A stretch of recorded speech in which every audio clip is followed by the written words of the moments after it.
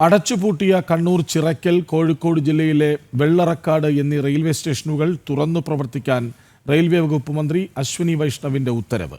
BJP. സംസ്ഥാന president Rajeev ചന്ദ്രശേഖറിന്റെ ശക്തമായ ഇടപെടലിനെ തുടർന്നാണ് റെയിൽവേ സ്റ്റേഷനുകൾ തുറന്ന് പ്രവർത്തിക്കാനുള്ള ഉത്തരവ് ഇറങ്ങിയത്. തീരുമാനം കേന്ദ്രമന്ത്രി അശ്വിനി വൈഷ്ണവ് ബി.ജെ.പി. സംസ്ഥാന അധ്യക്ഷനെ നേരിട്ടറിയിച്ചു.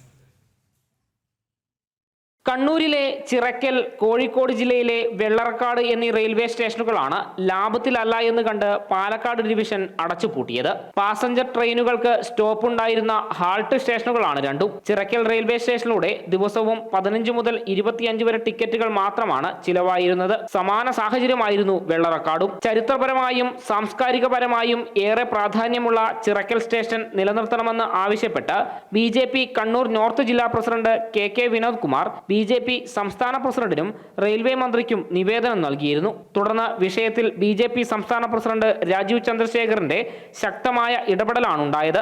ഈ റെയിൽവേ സ്റ്റേഷനുകളിലൂടെ ഒരാൾ മാത്രമേ യാത്ര ചെയ്യുന്നുള്ളൂ എങ്കിൽ പോലും അത് ജനങ്ങൾക്ക് ആവശ്യമുള്ളതാണ് എന്ന് കണ്ടാണ് സ്റ്റേഷനുകൾ തുറന്നു പ്രവർത്തിക്കാൻ ഉത്തരവിട്ടത്. സ്റ്റേഷനുകൾക്കായുള്ള കേന്ദ്രമന്ത്രിയുടെയും ബി.ജെ.പി. സംസ്ഥാന അധ്യക്ഷന്റെയും ഇടപെടലുകൾ അഭിനന്ദനങ്ങൾ ഏറ്റുവാങ്ങുകയാണ്. ജനം, കണ്ണൂർ.